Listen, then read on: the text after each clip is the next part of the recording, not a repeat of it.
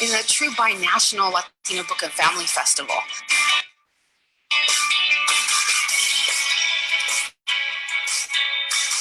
Welcome to our beautiful campus and welcome to this spectacular event. So many things that we can accomplish to enrich our country. And this Latino Book Festival is an example. And a good book gives life to our heart and soul and gives meaning to our guts. Write about inspiring people. Write something good, put myself in the shoes of people that I'm interviewing.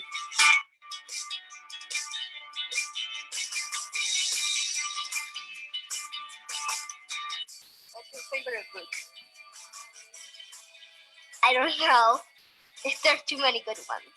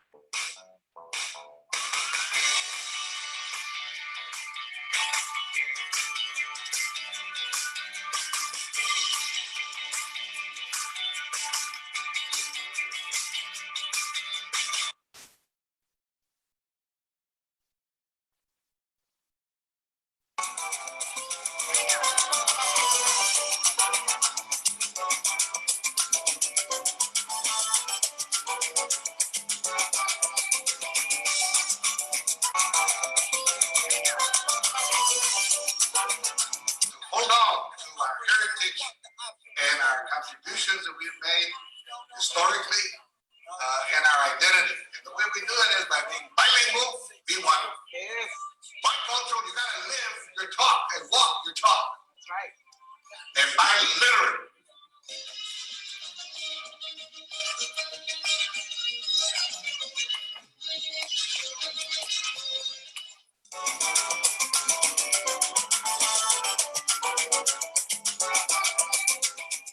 But more than anything to represent women, Latinas, women of color, millennials, immigrants, basically people like me. I feel there's such a need for representation of all cultures, of all ethnicities.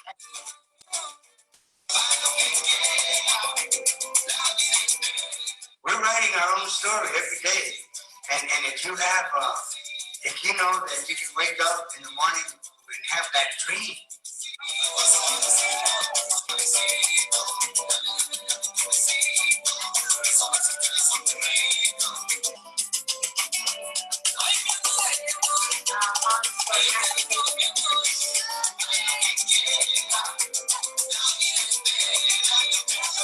from the same school that I used to be enrolled in. Now my whoa, donuts, whoa, donuts.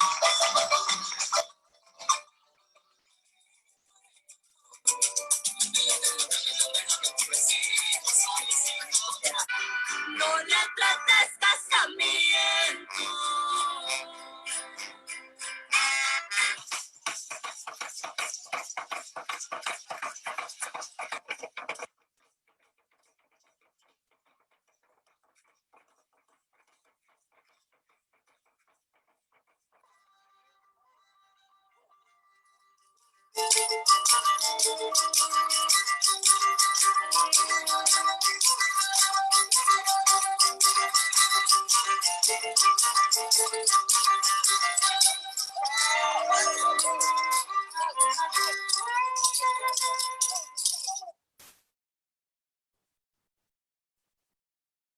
The North San Diego County Latino Book and Family Festival.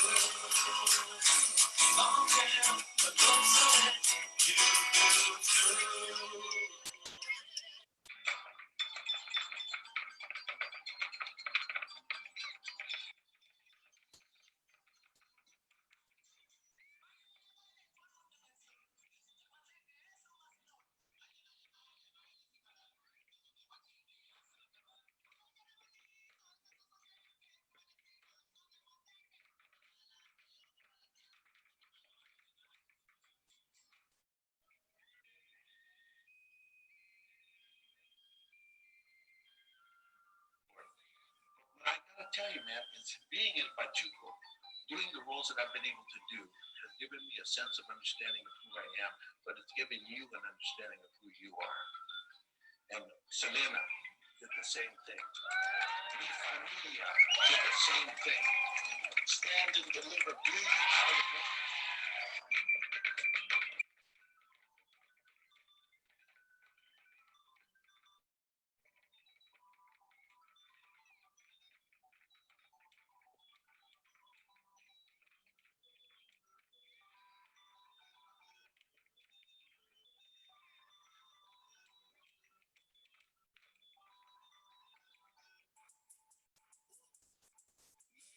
With all the ice on in the booth, I take it outside when they pull up, they get me loose. Yeah, jump out, boys. That's Nike boys hopping out boots. This is way too big, gon' be full.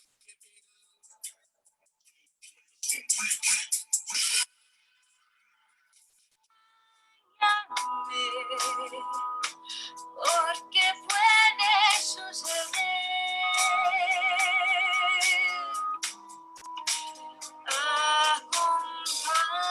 Acompáñame,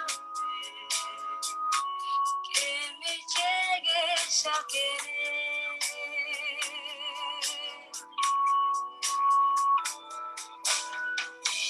Con tu mano sobre mi mano y a tu lado todo el mundo correré. Ven conmigo, cierra los ojos y en silencio, sin palabras, yo mil cosas te diré.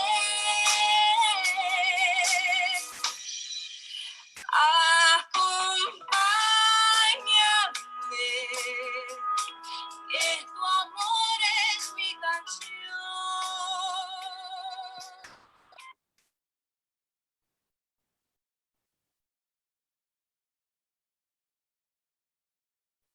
Good morning, everyone. Welcome again to the virtual Latino Book and Family Festival. Bienvenidos todos una vez más a este evento virtual. We are so excited that you can join us today. I'll be your MC for this event. Again, my name is Elena Gonzalez. A bit information about me. I published my first book at 17 years old, attended undergrad in New York at Hofstra University, and just received my master's from USC this past spring. Estamos muy emocionados que están compartiendo su tiempo con nosotros. Hoy seré tu maestro de ceremonias. Mi nombre es Alina González. Yo publiqué mi primer libro a la edad de 17 años. Asistí a la universidad en Nueva York y recibí mi maestría este año en la Universidad de USC. Estoy fascinada de estar con ustedes promoviendo la lectura porque me encanta leer y aprender. So make sure that you guys are following us on Facebook. Some of you guys are tuning in from there, like Carlos Tarak. Thank you for joining us. Make sure to drop your name and where you're viewing from on our Facebook Live so I can give you a shout out. We are accepting donations at www.lbff.us. So every week our team works to empower the community with inspiring conversations like the one you'll hear today. If you have the means and would like to support the program with donations, you can do that at www.lbff.us. I would like to highlight one of our partners.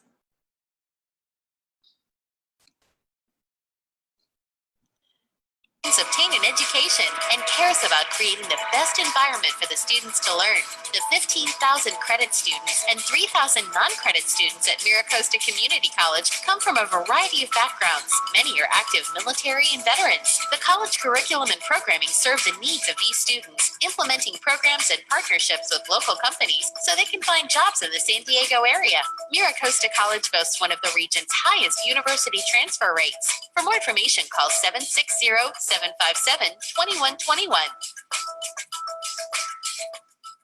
We want to thank Mira Costa College for its continued support for the festivals since we came back to San Diego in 2017. MiraCosta College's mission to provide superior educational opportunities and student support services to a diverse population of learners with a focus on their success. MiraCosta College is committed to providing a strong, supportive, and authentic environment where the difference is valued, respected, encouraged, and honored. I would like to introduce our guest for today. We have Lauren Coe. She is an artist, writer, self-taught home baker, and founder of the popular Instagram account Loco Kitchen, where she has amassed over 300,000 followers. That's a lot.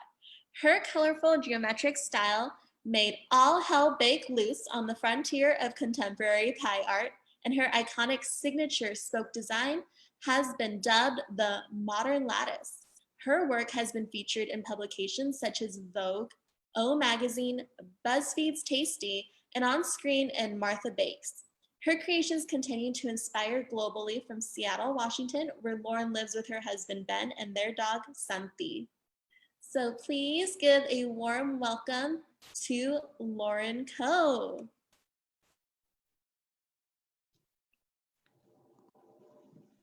Hola, hola, hello. Thanks so much for having me today. Hi, Lauren. How are you doing today? I'm good, thanks. How are you? I'm doing great. So we have a few questions for you. My first question is, why pies?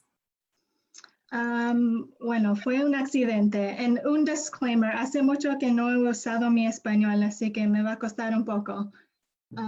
But I moved to Seattle hace 3 años y estaba buscando trabajo. I'm trained as a social worker, and my professional experience was in higher education and in the nonprofit field.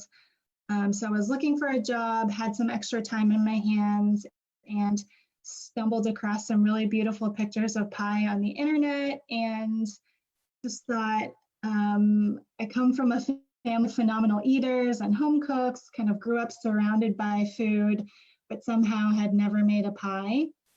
Entonces pensé, ¿puedo hacerlo? And so I just tried it. It was fine. No cambió mi vida. It was just something I kind of added to my repertoire of things that I was baking for fun. And that was summer of 2016, I believe. And then a year later, in August of 2017, I decided to start my Instagram account, Loco Kitchen, and that was totally a fluke. No era algo intencional. I just, it was just a separate holding place for food photos of things that I was baking for fun, and just felt like I was becoming that friend and putting too many food photos in my personal account, so just needed some separation.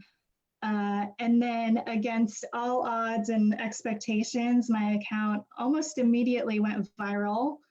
And 3 years later, aquí estoy. I do this full time. People ask me what I do. I say I'm a pie designer ? Just to kind of have this unorthodox career now, but feel really honored and privileged to be doing something as fun as making and designing pies. And I'm really happy to be here talking to you today. Yes. May I ask what your first pie was that you made? My first ever pie was just a really simple apple pie, a classic, and the design was a plaid lattice. So just kept it very simple. It turned out fine, and here we are. Awesome. Now, what inspires your ideas as a pie designer and baker? Yeah, so I'm inspired by, I take inspiration from everywhere. Tengo pies en mi Instagram inspirado por muebles de jardín, losetas, tejidos, architectura, anything with color or texture, obviously geometric shapes. I just kind of soak up inspiration everywhere. I save a lot of photos in my Pinterest account as inspiration, but also even as I'm, walking around on the street, if I see somebody with a really cool shirt, or see a really cool building. I kind of store that away in my mental catalog for when I'm actually designing. Awesome. How many pies do you bake about like a month? It varies. Algunas semanas es como 1 o 2 y a veces es como 30 en una semana. So every day is different when you kind of work for yourself and have this kind of unorthodox freelance career. But yeah, some weeks are heavily spent in the kitchen and other weeks are just mostly doing administrative work like emails and stuff on the computer. Yes. Now I want to go back to your mention of nonprofits where you started. Have you found a way to combine your nonprofit work with your pies? Yeah, I think I'm always, I still find the work that I did in the past really important. And I understand that having such a huge platform is a responsibility. And I try to be a good steward of that in the ways that I can. So always looking to kind of combine this audience and kind of the content that I put out in doing and taking on projects that have some sort of meaning or that are productive or kind of tie back to the community. So, por ejemplo, hice una serie, una colaboración con un ad agency en Nueva York que se llamaba My American Pie or Mi Pie Americano. Y in that series, we featured en fotos de personas y contamos sus historias en sus propias palabras y también we combined it with a pie that I made that was inspired by their story. So a lot of these people were sharing about their heritage, their background, their families.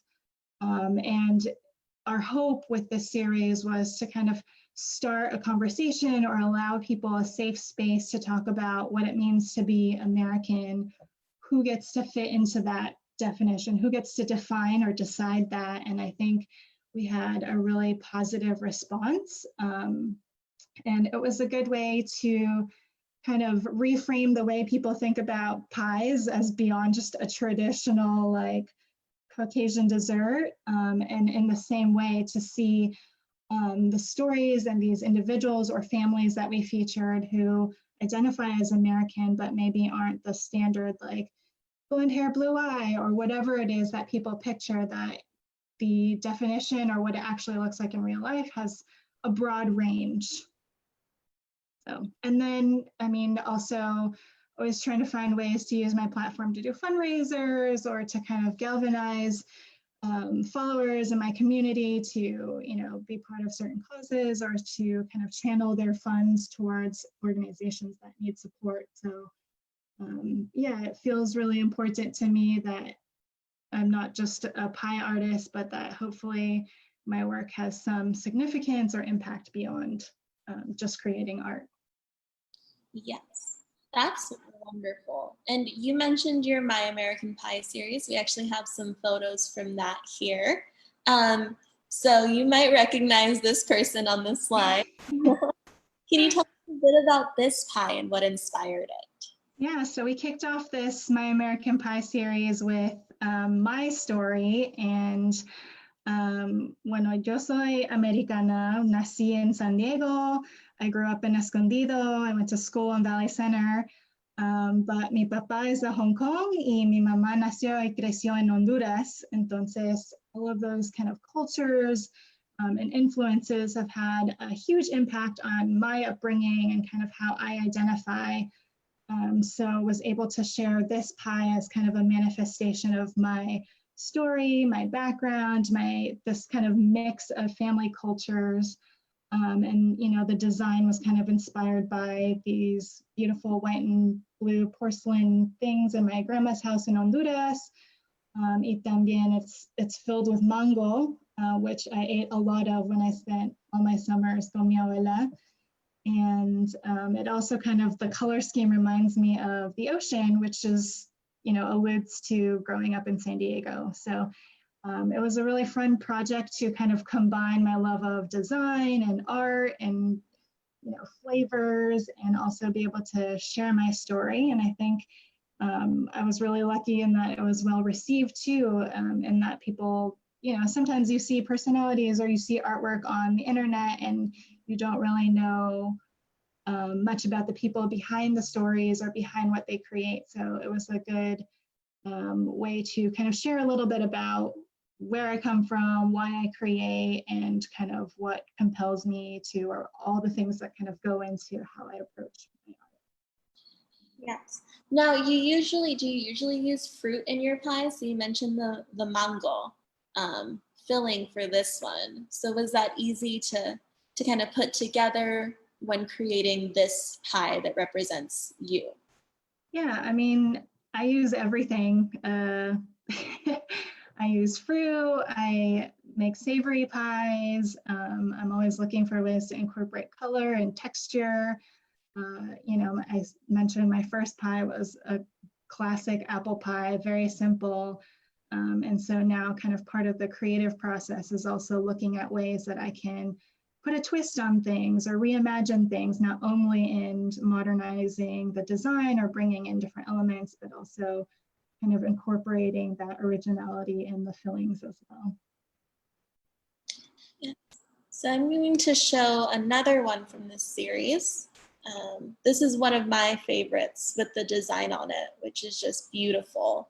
And everyone who is watching goes onto Lauren's Instagram. You can see this product once it's baked, and it's still as beautiful as it is here. Can you tell us a little bit about this one that features Dominique? Yeah, so Dominique's story, I believe she grew up in New York City, and for her, she kind of defined her American identity as growing up and spending summers in Rockaway Beach, and just this sense of community from her African-American family, and how that plays into kind of how she identifies and how she, approaches what kind of these sort of definitions mean for her. And so for the pie, she also talked about a lot of summer barbecues and flavors like cinnamon and sweet potato and peach and a lot of summer produce. So I made this grilled peach pie with ginger and cinnamon. So a lot of kind of incorporating these flavors that she grew up with. And then the actual design was inspired by her box braids, which she also kind of pointed to as very defining of her identity, her aesthetic, and kind of pointing to and underscoring that fact of, she's 100% American, even if, it might not be the vision that some people picture right away.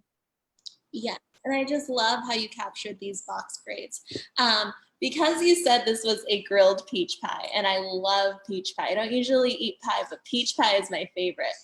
Who gets to eat these pies when you finish them and once they're baked? Good question. I get this a lot. I basically comparto mis pies con amigos, familia, vecinos. I basically have an email listserv, and whenever I have a lot of pies on the kitchen table or in the house, I kind of send out this email to all my friends and say, hey, this is what I have, and people call dibs and then they come pick it up. So it's a fun way for me to continue creating, but not eat too many. And then it also kind of spreads a little bit of joy in sharing the baked goods and sharing them forward with my community. Yes, that's a great way to not get sick of having too much pie. Yeah, and that's one of the ironies of this journey, is that I don't really have a sweet tooth. So I don't actually eat that much pie. So it works out nicely. Oh, very good. I would be the opposite. I'd probably eat all the pies and keep them to myself. Nothing wrong with that either. So this one's a bit more, not on the sweet side of the pies. Can you tell us about Priscila's pie? Yeah, so Priscila, I believe her parents were from, or are from Peru, and she really identifies with kind of Peruvian culture and is inspired by Incan design, and so really pulled from her story. This pie is filled with ají de gallina, which is un plato tradicional in Peru, and then she kind of mentioned these Incan influences, so pulled from those art aesthetics to craft this design for her story. Yes. Now, how do you create these vibrant colors on your pie dough? Is that just food coloring or do you use natural dyes? Yeah, so I try to only use natural coloring in all of my pies and the things I create. So a lot of these colors are made with fruit and vegetable powders and fruit juices.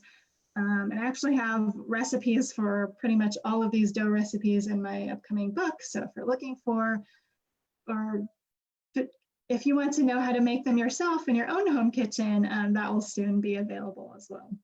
Yes, and we are going to ask you about your book towards the end of our interview. Sure. I was just curious because that's beautiful, like purples and the pinkish purple, like fuchsia-y color. They're just beautiful that you don't see organically usually when you go to a pie shop.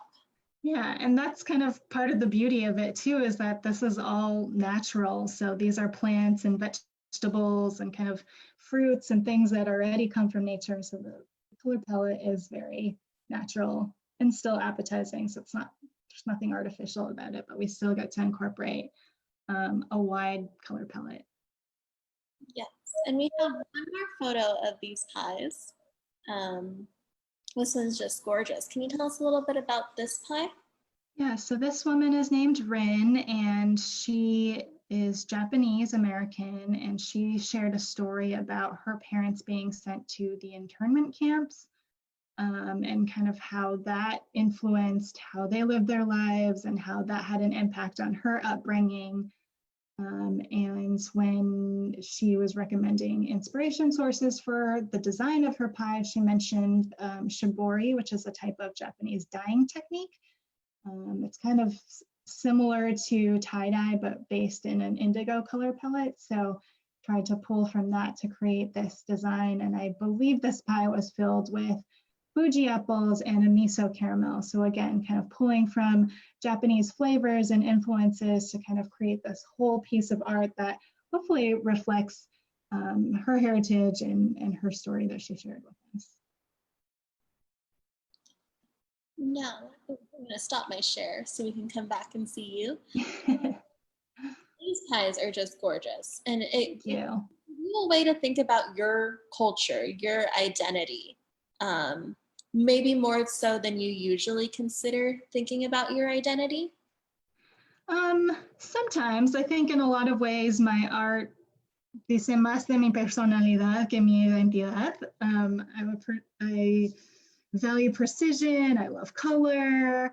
I'm always looking to put an original twist on things. So in that sense, I think kind of my identity and this kind of mix of cultures that I come from also kind of allows me to continue to think out of the box and to approach things from maybe an unorthodox perspective.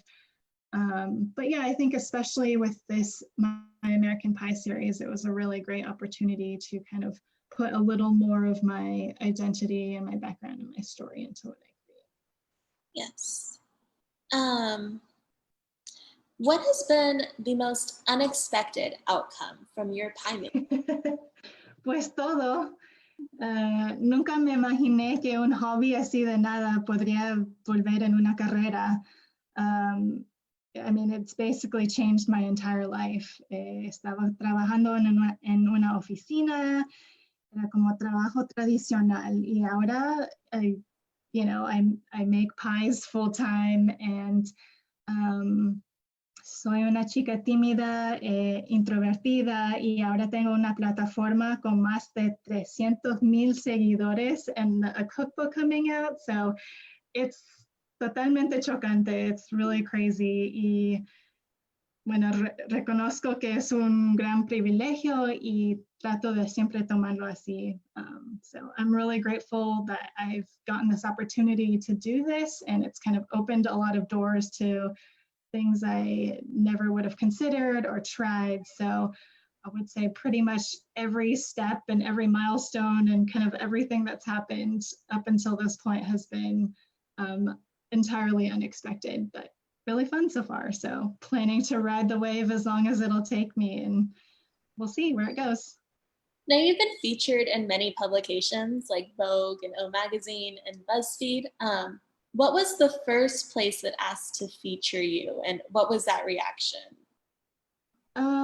So 2 months into starting my Instagram, I posted this pie with a design that like I didn't really like. I wasn't gonna post it because it didn't really turn out the way I wanted to, but just like, oh, I'll just put it up. And this account called Design Milk reshared the photo, and I had never heard of them, but they're basically a digital collective or digital magazine that focuses on like modern design, primarily focused in like agriculture and not agriculture, architecture and home goods and art and things like that. Rarely food-based design.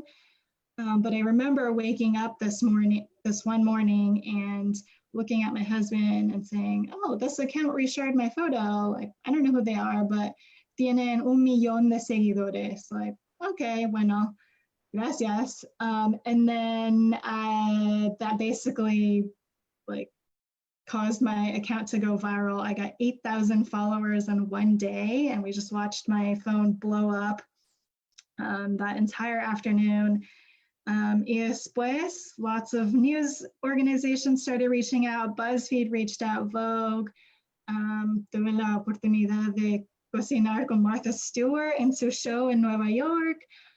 So it was just kind of this snowball effect of sometimes the internet works in mysterious and positive ways, and just kind of,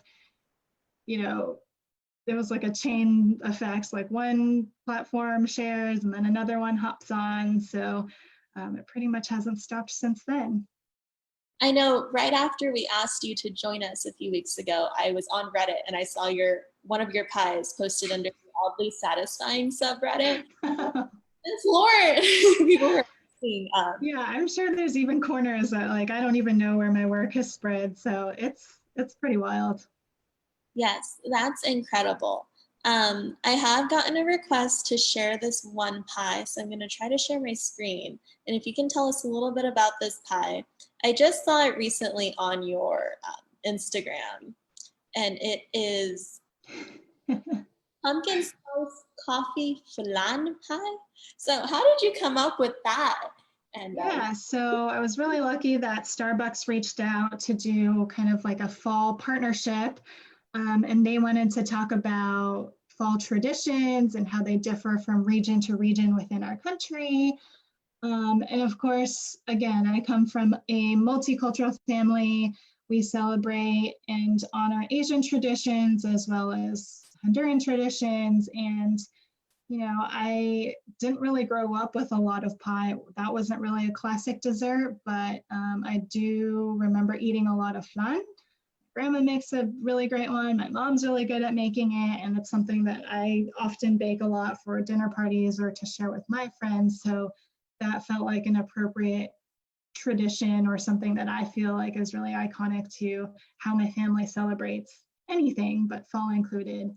And then now that I'm a pie designer, obviously I make a lot of pies, and fall, as we head into holiday season, it's what I call peak pie season. It's, this dessert kind of kicks into high drive at this time of year. So it seemed like a natural way to kind of combine these two desserts that feature prominently in my life. And also is just like another extension of how I'm always looking to change up flavors and, put a twist on things again. I'm sure you'll notice a theme. And then also incorporating the Starbucks coffee was just a really fun way to kind of create a balanced dessert that felt emblematic of fall and family traditions and kind of all the things that I love. Yes, well, this pie sounds delicious, and it must have smelled really good. I love the smells of coffee and flan and of course pumpkin lights during the fall. Like a cozy hug. Yeah, I recommend it. And you do say that the recipe is in the link in your bio for your Instagram for this one? Yes. I don't share that many recipes online right now, but that recipe is available. Yes. Oh, that's interesting. Now, that inspired me to kind of think of, will you be doing like a moon celebration pie? Is that what it's like, the little for the lunar celebration? Oh yeah, I hadn't thought about it. I didn't have one planned, but that is a good idea. I think there's a lot of design elements there that could provide some good inspiration for pie. It's a kind of heading into a busy season, so I don't have as much time to create, but I will put that on my list of projects maybe next year. Yeah, I'm just thinking culturally that, did you grow up celebrating the lunar celebration, Lunar New Year? Did I?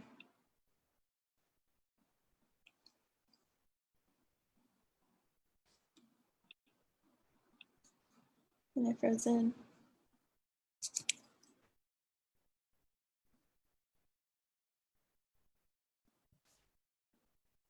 Okay.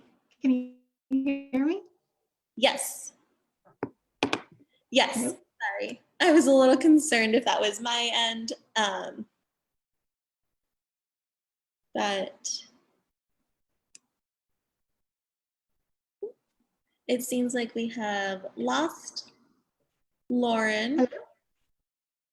I'm back. You're back. Yay. I'm back. It's a little confusing doing everything. Life in the time of Zoom, man. This feels pretty standard. Yes. So I have one last question planned for you before I go into the ones that we've seen on our Facebook. And if anyone else has any questions to ask Lauren through our Facebook, go ahead and drop them in. Yeah.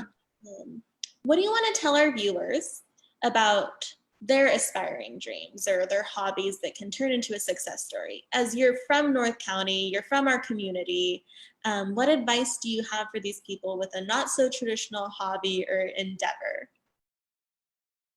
Yeah, bueno, mira, muchas personas me dicen, qué feliz que estás siguiendo tu pasión.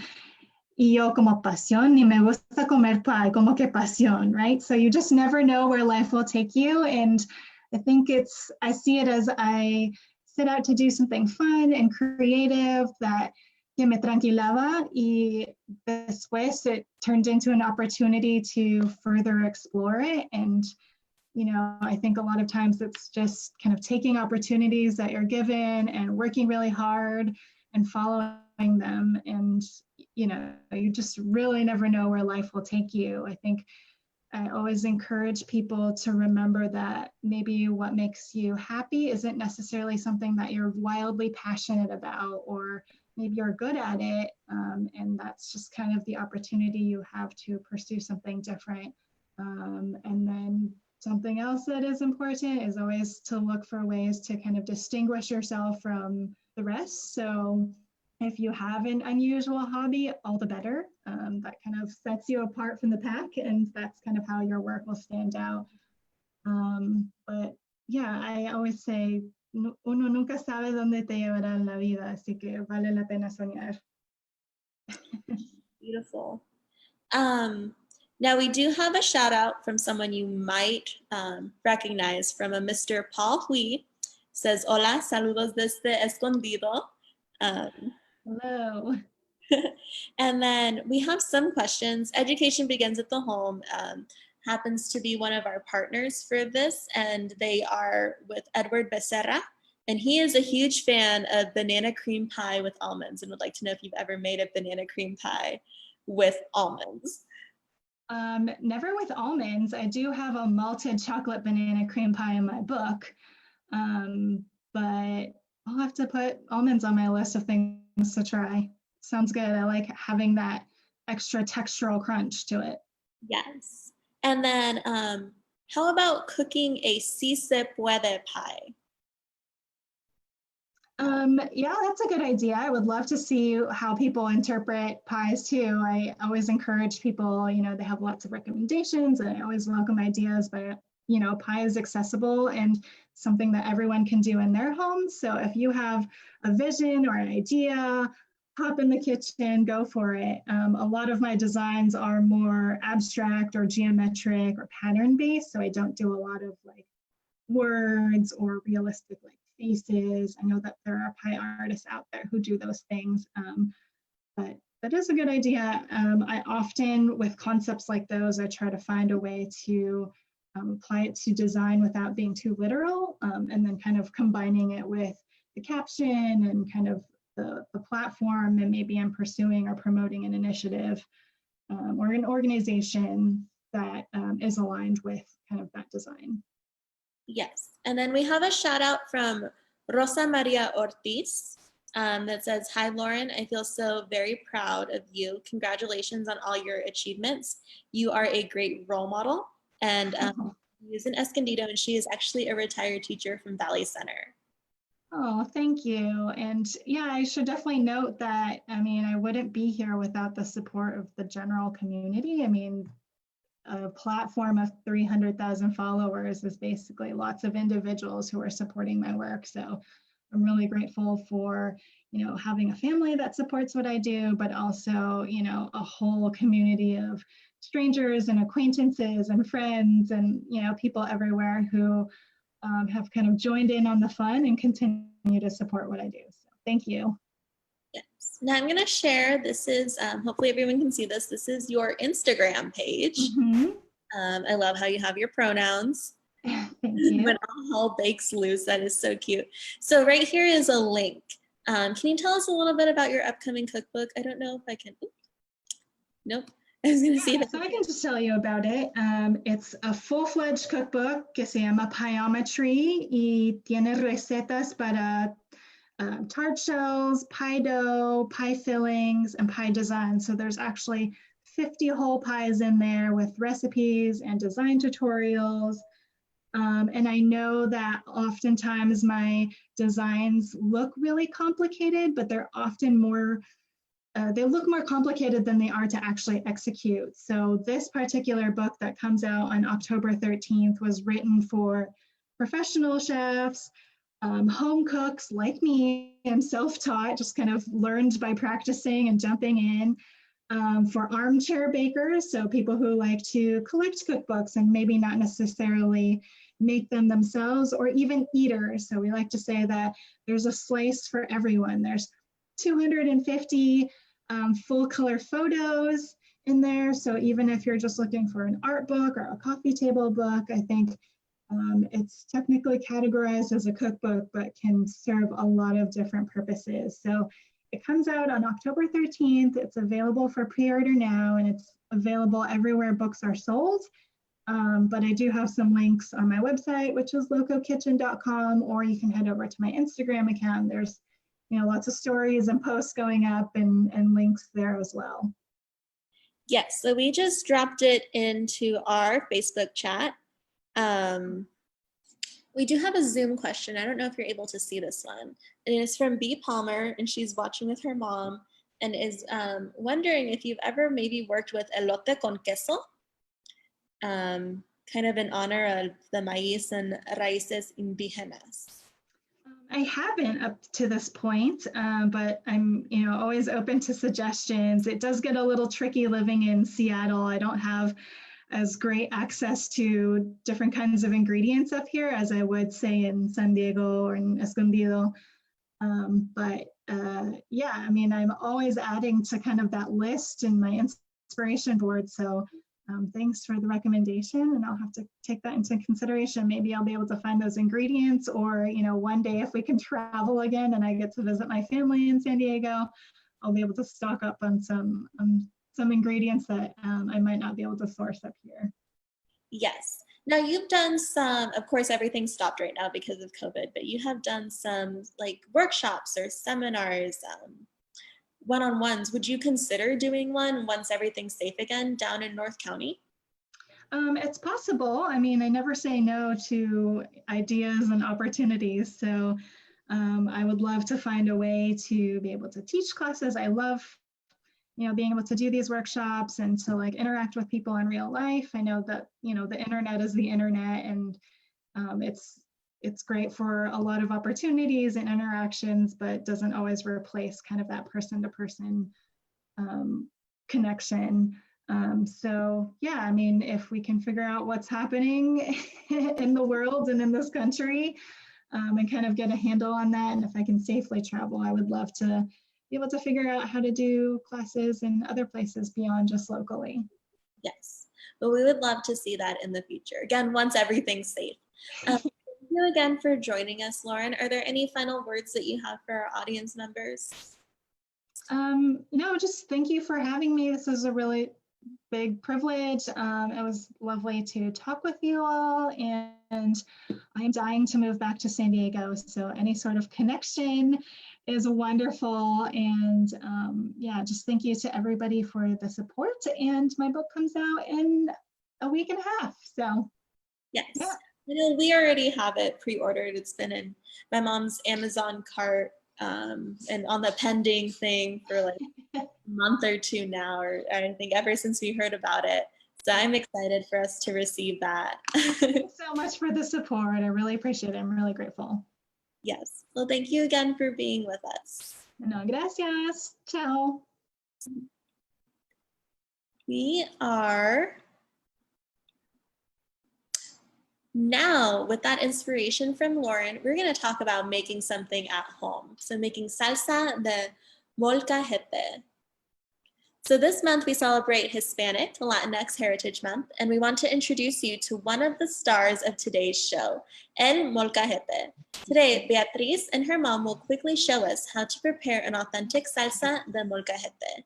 En Estados Unidos estamos celebrando el mes de la herencia hispana latina, y les presento a la estrella mexicana y centroamericana de hoy, el molcajete. Y hoy Beatriz y su mamá rapidito nos preparan una salsita de molcajete.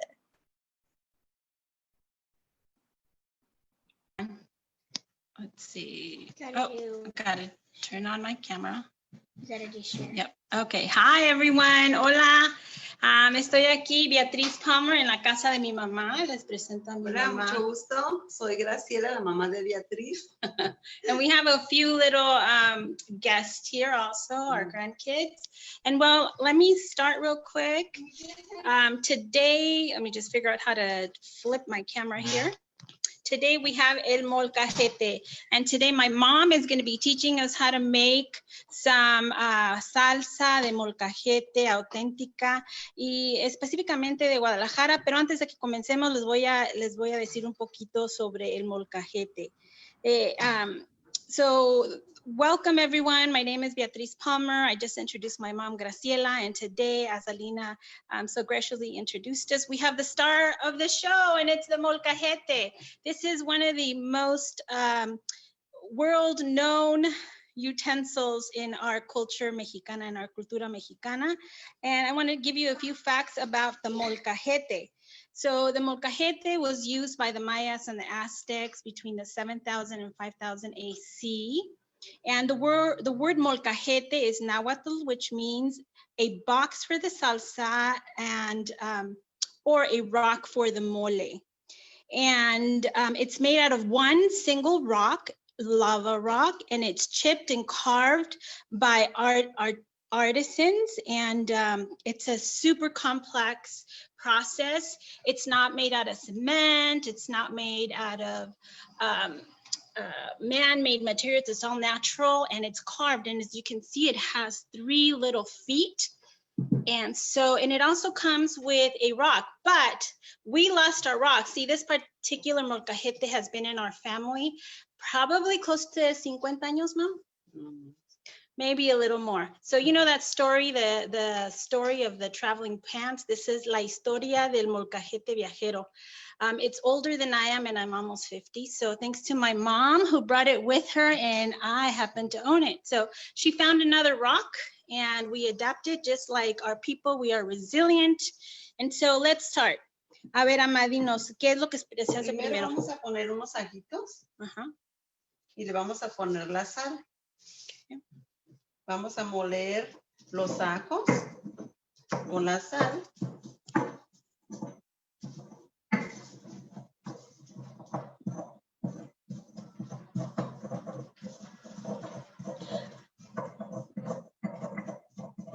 Ama, ¿y qué le hiciste a este ajo? ¿Nomás lo pelaste y lo echaste ahí? Pues le di una asadita en el comal junto con los chiles, los tomates. Tenemos el jitomate rojo, los tomatillos. Los tomatillos. Y hoy, ¿qué clases de chile? Este es chile seco Y estos son chile serrano y jitomate o tomatillo y tomatillos verdes. Okay. Entonces vamos a preparar ahorita una salsa. Ya pusimos la sal y el ajo que ya están completamente molidos, integrados. Entonces ahora vamos a poner los chiles. So I want to tell you a little bit about this particular molcajete, or this traditional utensil of the Mexican kitchen. I don't know if you can see these little pores in the molcajete, but this is a product of being used for years and years of just different seasons, different herbs being just crushed into it. And the more you use it, the better your salsa comes out. It becomes seasoned, not only with our produce, but also our herbs and our spices. So, a ver, más síguele. Vamos a comenzar ahora. Le vamos a poner unos chilitos secos. Y estos ya los doraste. Estos ya están listos, ya están dorados. Y los vamos a moler de esta manera.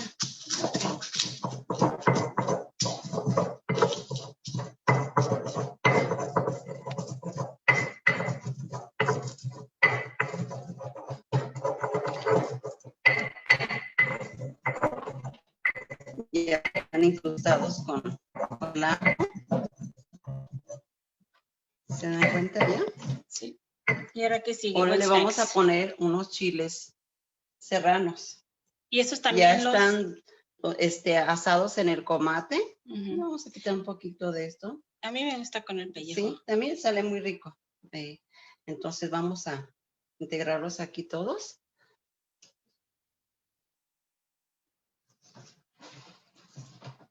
And I want to encourage you to share these traditions with your children and your grandchildren. Compartan estas tradiciones con sus hijos y sus nietos y sus bisnietos para que no se nos olvide. Las culturas.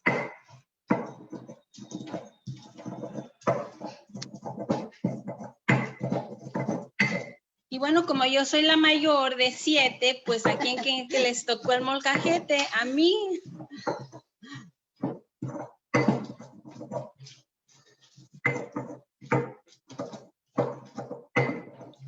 So I was telling them, since I'm the oldest of 7, I am the proud owner of this molcajete. What do you think, John?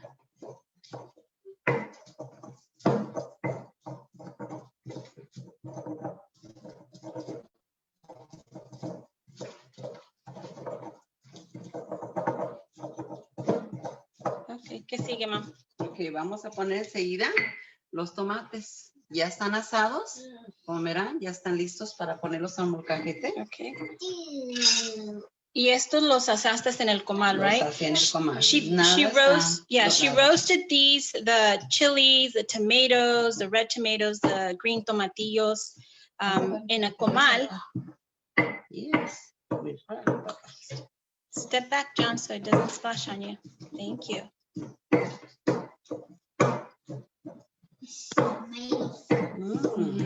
Good.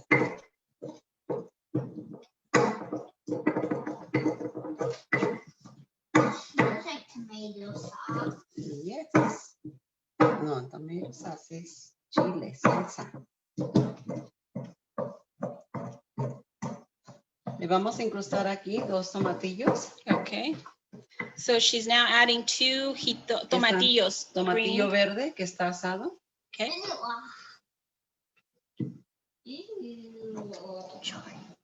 So this molcajete came from Guadalajara, Jalisco. So when we immigrated, she made sure to bring her molcajete with her. And it had the original rock, but we lost it, you know, one of the many times that we moved. So she found one probably in the fields where she used to work. Otro jitomate. Y depende de qué tan picoso quieren su salsa, se le echa más o menos chiles. A nosotros nos gusta un poco picosa y hoy nos la vamos a acompañar con unos frijolitos que hizo mi mamá esta mañana y y unas tortillas y unos pedacitos de queso fresco. Mama, will you get the little red one that has the cheese in the refrigerator? ¿Me das una botellita de agua, por favor? Cuando está muy espeso le podemos agregar ya molido un poquito más de agua para que no esté tan espesa la salsa. Here's my sister Sandra. Aquí está el agua.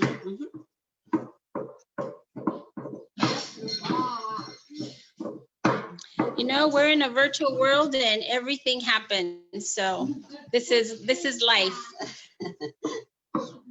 Okay. Esta es una salsa original. Salsa original, ma. De molcajete. Okay. ¿Y cómo se acompaña? Bueno, esta la podemos acompañar. A ver, ¿quieres un platito? Bueno, aquí tenemos tortillas ya calientitas. Que vamos a poner una tortillita aquí en el platito. Y vamos a poner un poquito de frijolitos. Y vamos a ponerle un poquito de queso. ¿Qué clase de queso es ese? Es queso fresco. Okay. Así es de que este es un platillo muy original de nuestro México. Así es de que. ¿Y esto verde qué es? Le vamos a acompañar con un pedacito de aguacate. Y si ustedes quieren un chorrito de limón, pues miren. Ok, pues provecho. A ver, pruébalo. Vamos a probar la salsita. What do you guys think? Thumbs up? Well, there you go, guys. I hope that you enjoyed learning about el molcajete. We love our salsa, and thank you for allowing us to share a little bit of our Mexican tradition and our beautiful molcajete. It smells good. It does. Smells good? Thank you, Alina. Thank you, Ana. We'll see you soon. You'll have to tell me where you live so I can come get a taco. We're in Vista. If you weren't filming, if you weren't the MC, I said, come on over. Okay, say bye. Adios. Gracias, Alina. Alina. We now have music from around the world. Performer Craig Newton. He is totally into music, and that is one of his main objectives, to share this music with other people, not just by playing, but also by encouraging others to learn to play music. The benefits of playing music are great and far-reaching, and he thinks the world needs more of that. So sit back, relax, and let's listen to Craig Newton. Glad you guys are here, glad you're watching. Hope you're having a good summer. Today's theme is red, white, and blue, and music. Red, white, and blue music. So we're going to do American songs, but also my thing is I'm going to show you a lot of different instruments. I'm going to play not all the instruments in the room, but a few of them. So I hope you guys are ready to do a lot of music. I need you to help me out during this program because it's an interactive program. So I want you to, first of all, I want you to sing along if we're singing a song. And, you'll pick up the words. You've probably heard a lot of these words before. If you don't know it, I want you to clap along. We need rhythm. I need you to be in my rhythm section while we're doing these songs. But the most important thing I need is smiling. Everybody smile? Okay, give me those big smiles. All right, I think we're ready. I'm going to start with this instrument. This is a guitar. Everybody knows the guitar. So guitar has 6 strings. I have a lot of different numbers of strings. You can count them up here, 1, 2, 3, 4, 5, 6. That's easier. It's hard to see them down here. All right, we got 6 strings. We're going to start with one of my very favorite American songs. And this one's not real old. This song is about 80 years old. This one's called This Land Is Your Land. Okay? So I want you guys to help me out. I want you to, if you go, the motions, do the motions. But sing along.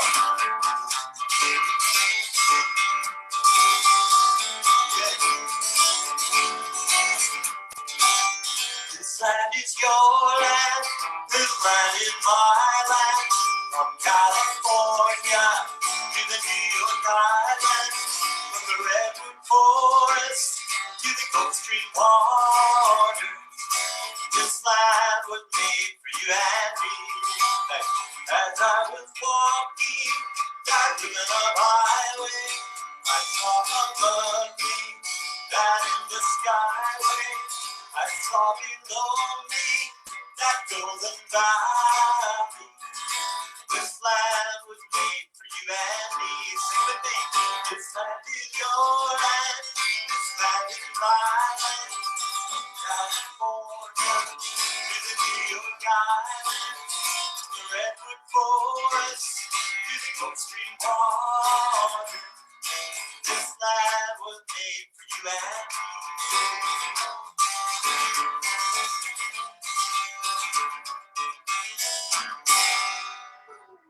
Nice, good. All right. By the way, my name is Craig Newton. In case you can't read my my sign behind me, that's Craig Newton. All right, so we're gonna keep moving. The next song I want to do for you is Yankee Doodle, but I'm gonna use this instrument to play it. Look at this. It's a flute. It is a flute, but this has another name. It's called a tin whistle. Some people call it a penny whistle. Listen how this sounds. Whoa, it's got a really loud, high, clear sound. This is good for outdoors. Like if you were marching, maybe you're in the army and you're marching. If you knew how to play this, you got to be kind of in the lead of the people marching, which was maybe good, maybe bad. I don't know. So you guys help me out. We're gonna do this song called Yankee Doodle. Okay, help me out with it. Keep that rhythm going now.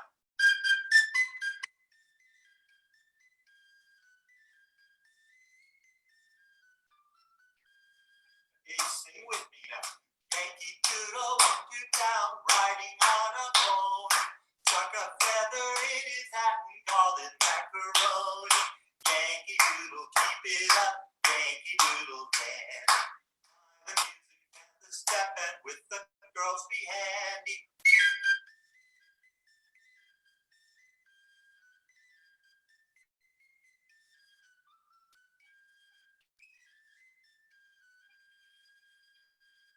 Nice.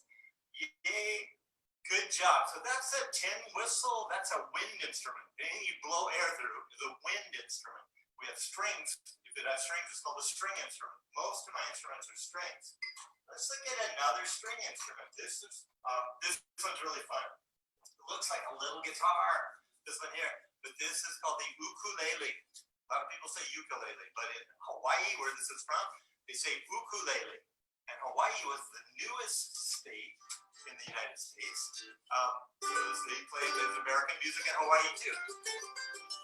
This is a cool sound. Oh, how many strings? 1, 2, 3, 4. Okay. All right. This is one of my very favorite songs about our flag. This is the flag up there. It's not a very big flag, but at least it's there. Okay, this song is called "You're a Grand Old Flag." I bet you guys know at least some of it. Help me out. Because you're a grand old flag, you're a high flying flag, that forever in peace may you wave. You're the emblem of the land I love, the home of the free and the brave. Every heart beats true, neath the red, white, and blue, where there's never a boast or brag. But should old acquaintance be forgot, keep your eye on the grand old flag. Sing with me. You're a grand old flag, you're a high flying flag, that forever in peace may you wave. You're the emblem of the land I love, the home of the free and the brave. Every heart beats true for the red, white, and blue, where there's never a boast or brag. But should old acquaintance be forgot, keep your eye on the grand old flag. Wow, good job, good job. All right, do one more ukulele song. Now this next song, it's kind of like Yankee Doodle. It's called actually Yankee Doodle Dandy or Yankee Doodle Boy. Some people use both of those names, but it doesn't make a lot of sense, just like Yankee Doodle. But it's a real fun song to sing, a good melody, and it's one of our American favorites. Good for the 4th of July. I mentioned the 4th of July, so it's kind of cool. You're a grand old. I just did that one. No, we're gonna do this Yankee Doodle Dandy. It goes, I'm a Yankee Doodle Dandy, a Yankee Doodle do or die, a real live nephew of my Uncle Sam, born on the 4th of July. I've got a Yankee Doodle sweetheart. Yankee Doodle joy. Oh, Yankee Doodle went to London just to ride the ponies. I am a Yankee Doodle boy. Sing with me now. I'm a Yankee Doodle dandy, a Yankee Doodle do or die. A real live nephew of my Uncle Sam, born on the 4th of July. I've got a Yankee Doodle sweetheart, she's my Yankee Doodle joy. Oh, Yankee Doodle went to London just to ride the ponies. I am a Yankee Doodle boy. I am a Yankee Doodle boy. Nice. Good job. Good. I hope you were singing along or clapping along, tapping your foot, whatever. This is the ukulele. It came from Hawaii. It's got 4 strings. All right. Now, the next thing I want to show you is, I think I want to show you this. This is the trombone. The trombone's really fun. This is made out of metal. Looks like gold, doesn't it? Yeah, it's brass. This is brass. I wish it was gold. It'd be worth a lot of money. But this brass is really loud. And then I move this part called the slide, because it slides in and out. So this trombone always has a slide. Well, most of them do. This is the only other instrument that has a slide. So if you see this, you know it's a trombone, not a trumpet. Trumpets have buttons, okay? Little buttons you push like up here. Let's see what this sounds like. Whoa, it's loud. It's loud like the tin whistle, but different. It's a different kind of loud. We're going to do another song about the flag. This is called The Stars and Stripes Forever. Our most famous marching song. So if you want to march, that'd be fine. Or just clap your hands, tap on something, give me that rhythm. 2, 3.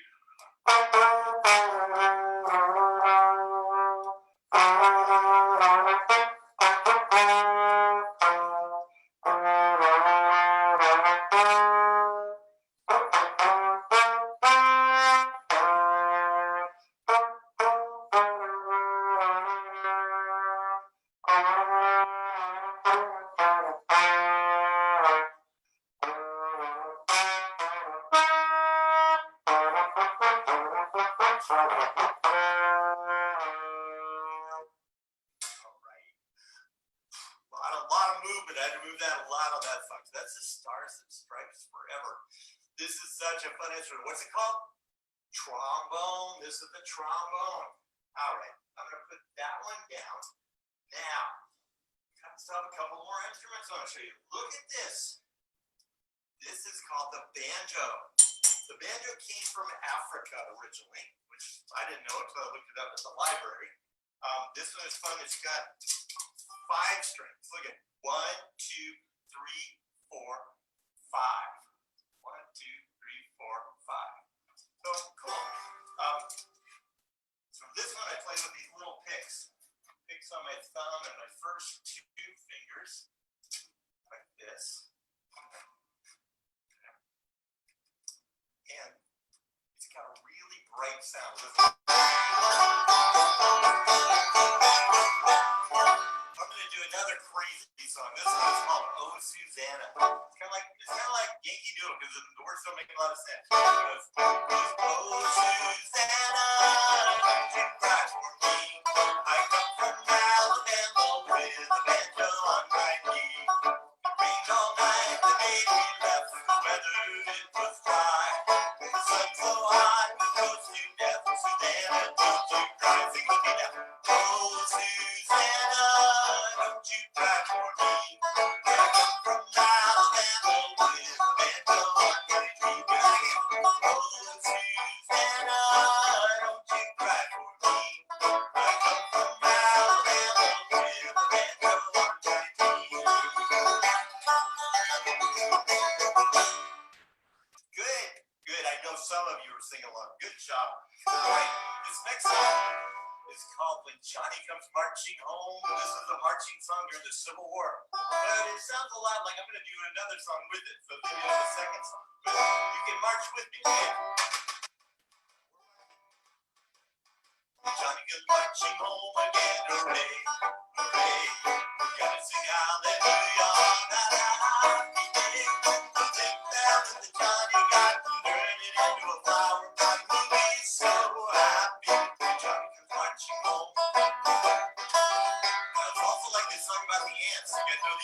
The ants go marching two by two, hurrah, hurrah, do the running. The ants go marching two by two, hurrah, hurrah.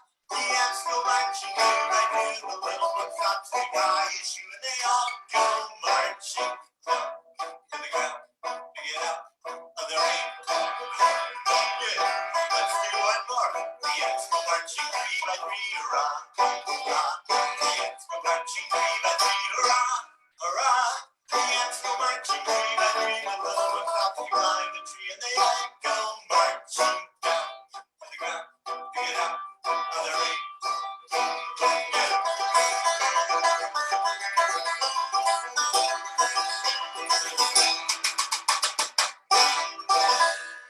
Yay. Well, you guys are doing so good. All right. Now the big marching song. Well, don't sit down, actually. If you were standing up to march, if you were still sitting down, stand up now, because we're going to do a song where you need to rock out a little bit. This is a rock and roll song, but it talks about the United States too. This one's called Surfin' USA. So I'm going to use my electric guitar. You can see I have a few guitars in this room. This is my studio. I play a lot of instruments, but guitar is my favorite. It's really fun. Electric guitar is really fun. Because when you play one note, it's pretty loud, so you can hear it. So you can play songs with just one note at a time, or you can play a strum it like a regular guitar. And it's all fun. It's not easy, it's fun. All right, so this one's called Surfin' USA. You can help me out, clap along, move your body, whatever you want to do, kid. Should everybody have an ocean across the USA? Everybody be surfing a California. You see how we're the bag, rocky sandals too, bougie body, surfing USA. You got them surfing at Delma, Ventura County line, Santa Cruz and Fresno, I'll tell you now, all over that. Everybody's on surfing USA. Everybody's on surfing USA. Yay! Good job. Good job. Clap for you. Good job. All right. Like I said, I stepped on my cord the wrong way. I hope you're having a wonderful summer. Remember, hopefully pretty soon we'll be able to go back to the library and get some good books. But you guys keep reading no matter where you are. And thank you so much for joining me. I hope I'll see you sometime for real in the future. Thank you. Bye-bye.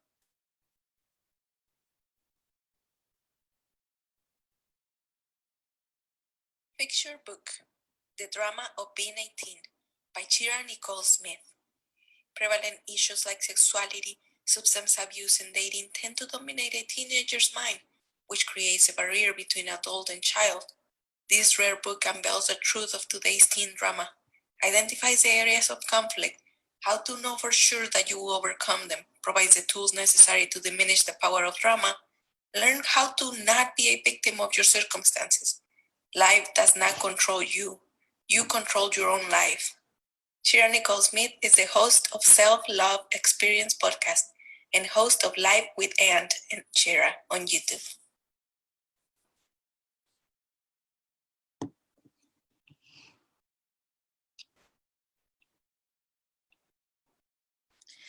We want to take this moment to tell you guys again that it is important to go out and vote. Make sure that you know your voter registration status. Make sure that you are checking your mail for that mail-in ballot and do your duty to vote. Again, we have our Black Lives Matter message, standing in solidarity with Breonna Taylor and others who have been a part of the injustice towards Black lives. We want to let these individuals know that we stand with them, we stand for them, and we care about them. We will have next Saturday, oh, not the 3rd, next Saturday is the 10th at 11 a.m. We will have a fun program filled with a health forum. So if you have any health questions or are interested, especially right now in this time of COVID, please make sure to tune in on October 10th at 11 a.m. with us. One last shout out to our great sponsors, Telemundo 20, San Diego 7, AARP, Route 78 Rotary, MAC, Miracosta College, Raymond James, Loyola Press, and our literacy partners, International Latino Book Awards, San Diego County Library, Isla, Student Equity, NALEO, and Education Begins in the Home.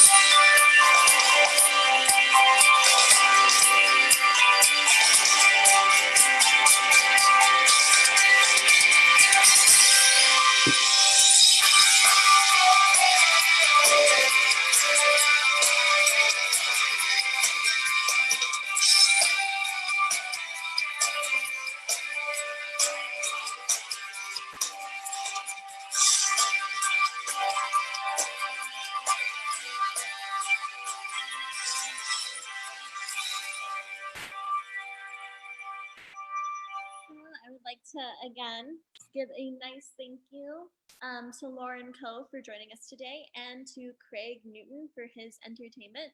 It was so wonderful to have you guys here with us this weekend. We are ending a little early today, so go and enjoy your Saturday. It was great to see you, and I'll see you next week. Goodbye.